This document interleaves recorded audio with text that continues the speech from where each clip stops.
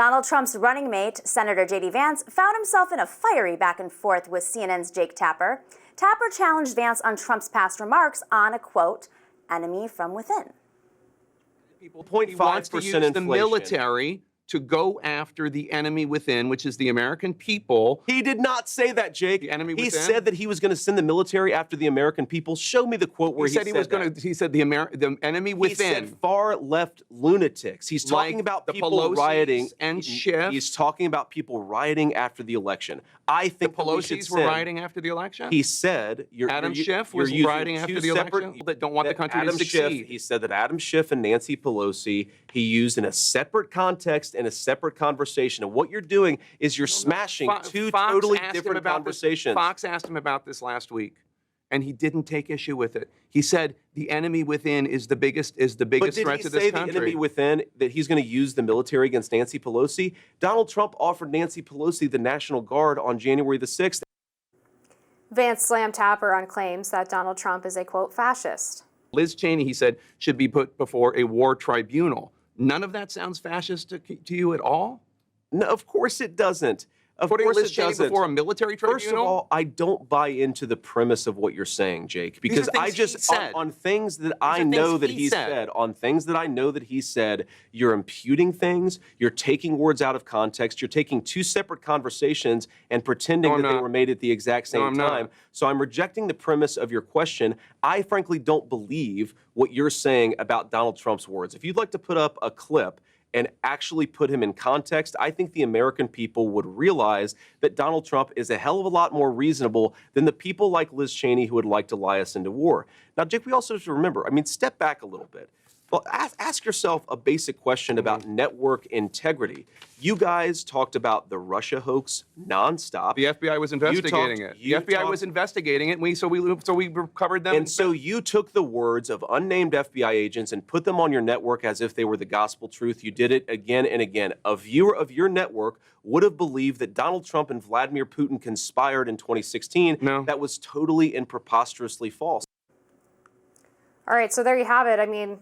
I thought he did well. I'm sure you probably disagree, but J.D. Vance, I think, has done a really great job of articulating the Trump vision and also going back against media people who take a lot of the things that he says out of context, or, as he put it in this case, smashing two different conversations together to make it sound like he wanted to send the military after Nancy Pelosi, which is not anything that he ever said.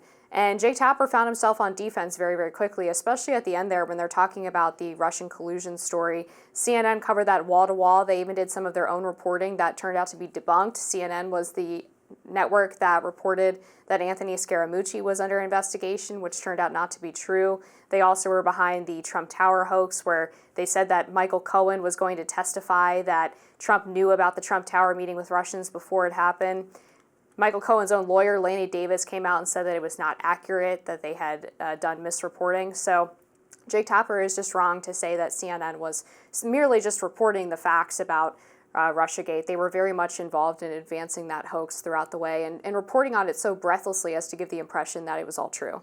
Well, Russiagate did happen. It's just whether or not the investigation, within the confines of that investigation, it did not follow that investigation's guidelines. But it did happen. There's no denying.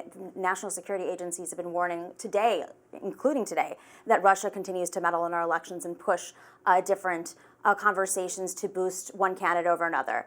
With that being said, did it influence the election? I think that's the ultimate question. But when you watch this interview, J.D. Vance, it's very clear that about halfway through, he starts to get caught into this circle about whether or not Donald Trump said the enemies of within comment. And it wasn't two different conversations. Not only was it not two different conversations, Donald Trump repeated it the same day, on stage at MSG. He said it again. And in that initial conversation with Maria Bartiromo on Fox News, he said, quote, "There are Marxists and communists and fascists, and they're sick. We have China and we have Russia and we have all these countries. If you have a smarter president, they can all be handled. The more difficult you are, the Pelosi's, these people, they're so sick, they're so evil." And he continued to call for them the enemy within.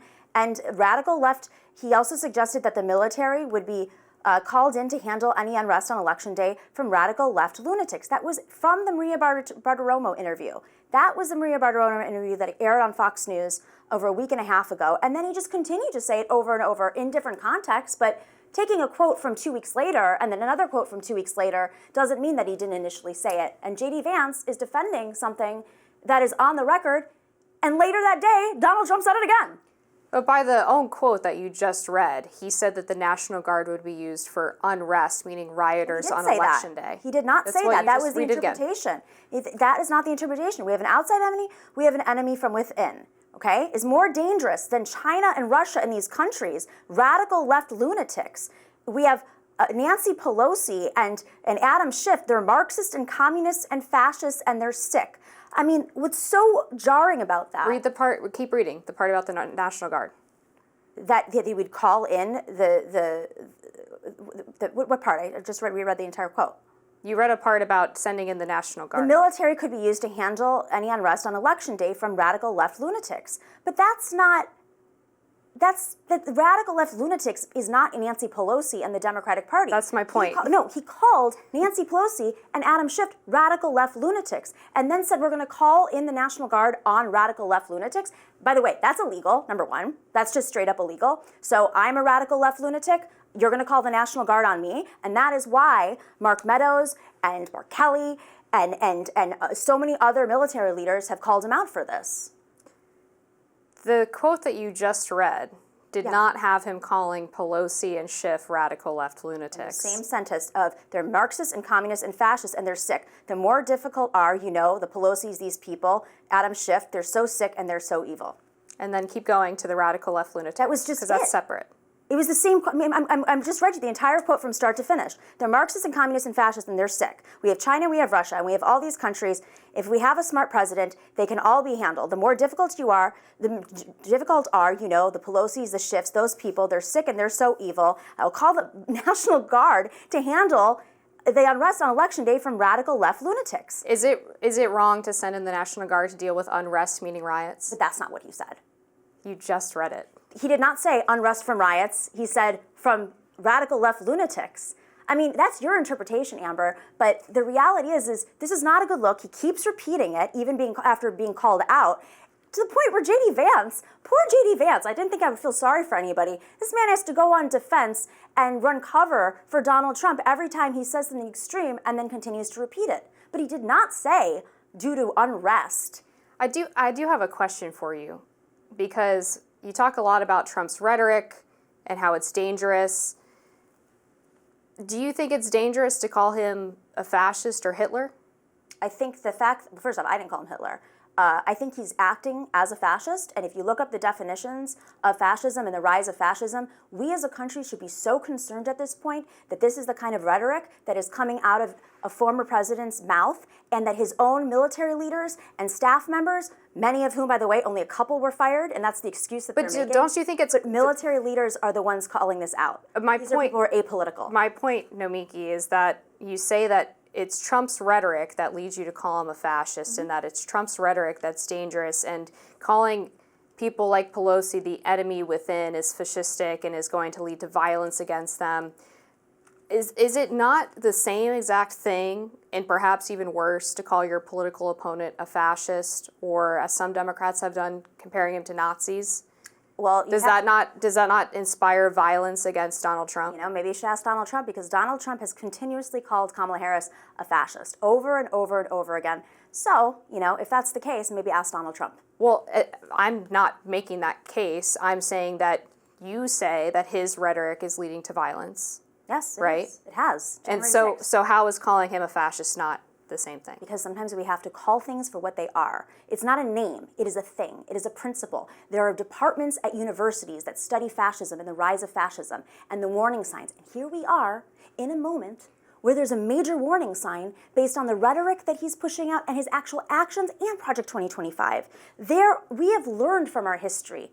And I think it's rough. I'm just curious how you can defend a man who has this rhetoric. He's not your normal Republican.